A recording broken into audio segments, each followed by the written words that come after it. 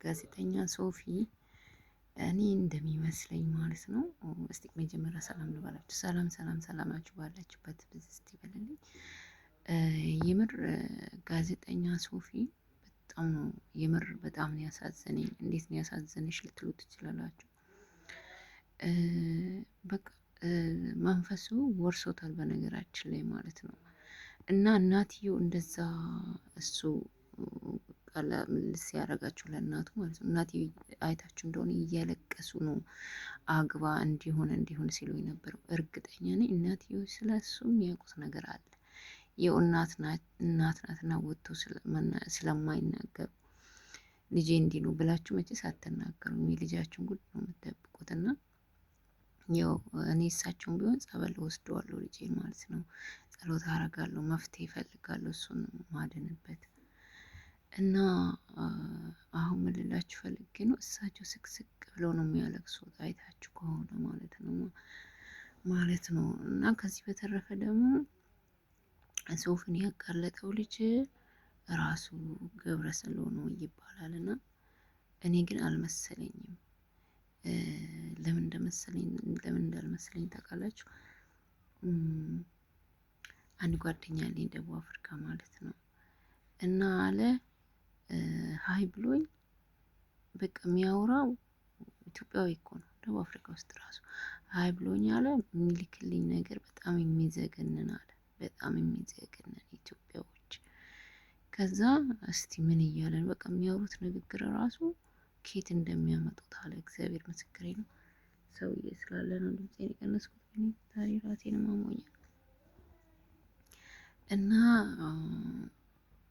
ከዛ አሁን እኔ ምንድን ነው እንትን ያልኩኝ ማለት ነው።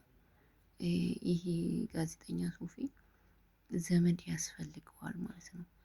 አሁን አንድ ወንድሜ ተናግሯል። ከሚዲያ ከስልክን ከምንም ልኮ ርቆ እሱ ቁጭ ብለው ቀይ ሰገደ ይጾም መጠመቅ አለበት። ይህ መንፈስ ማስወገድ አለበት። ይምርኔ ሰው ይመታል፣ ይሳደባል፣ ይታሰርልን ምንድን ነው ታስሮ እስከዛ ስወጣ ያው ነው።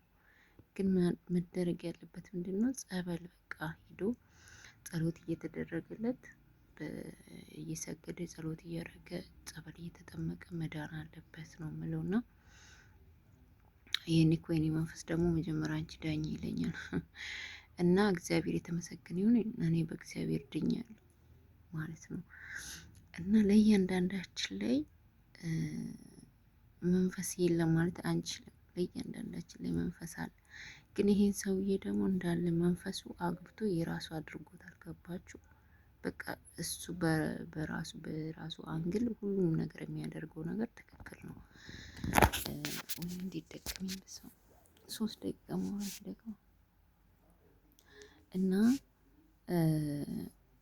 እንዶ ዘመን ቢኖሩ ወንድም እህት ያለው አይመስለኝም። በነገራችን ላይ እሳቸው እንደሚያወሩ ወንድም እህት ያለው አይመስለኝም። እሱ ለእናቱ አንድ ነው መሰለኝና እውነት እግዚአብሔር ረድቶት ብድን በጣም ደስ ይለኛል።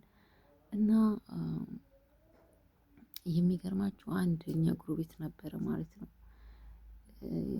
ይሁን አብሮ አዳጋችን ነበረና እንደዚህ የሚገርማችሁ ደግሞ አክራሪ ነኝ እኔ ነኝ የማውቀው ስለ መጽሐፍ ቅዱስ እኔ ነኝ እንዲህ የሚለው ነበርና በነገራችን ላይ ብዙ ሰዎች በቤተ ክርስቲያን ተጠልሎ ነው ጥሩ መስሎ ሰውን የሚጎዱት። ይሄን ታውቃላችሁ አይደል? እኔም በእንደዚህ አይነት ሰው ተሸውጃለሁ።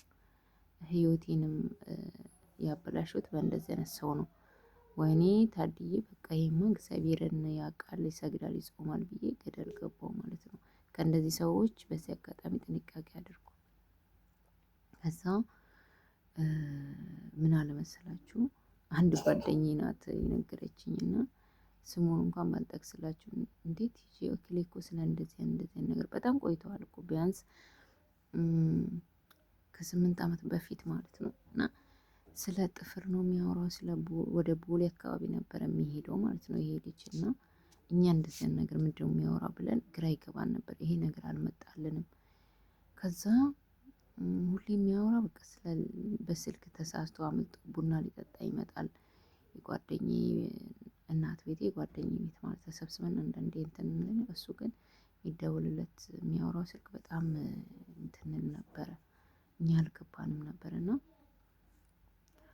ወይኔ እግዚአብሔር አምላኩ ግን ልጅ ያላችሁ እንደዚያ ነገር በቃ እንደዚያ ነገር ሲሰማ እኔ በቃ ሀሳቤ ልጄ ጋ ነው። እውነት ባለፈውን ገልጬላችኋለሁ። ይህን ይመስላል ቤተሰቦቼ።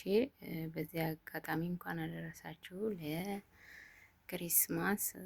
የኔ ሴትዮ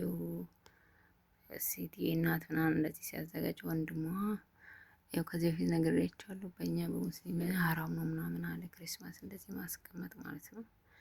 ሴትዬ ግን ይኸው እንደዚህ አሳምራ ሰርታለች እና ይህን ይመስላል የጋዜጠኛ ሶፊ የሚባለው። እግዚአብሔር ረዳው፣ እግዚአብሔር ይማረው፣ እግዚአብሔር ይመልሰው ወደ ራሱ ብዬ ነው የምጸልይለት። አምላክ ይድረስለት። እግዚአብሔር አምላክ ይላክለት። እውነት ጸሎት ያስፈልገዋል በደንብ እና ሰላም ሆኑልኝ። ሰላማችሁ ብዝት ይበለልኝ። ግን ላይኳን ምናምን ችግር አለ አይታችሁ ላይክ ብታረጉ፣ ኮመንት ቢደክማችሁ ሰብስክራይብ ብታረጉ፣ ቲጂ በርቺ ከማዳም ኩሽና ውጪ ብትለኝ ምን ችግር አለና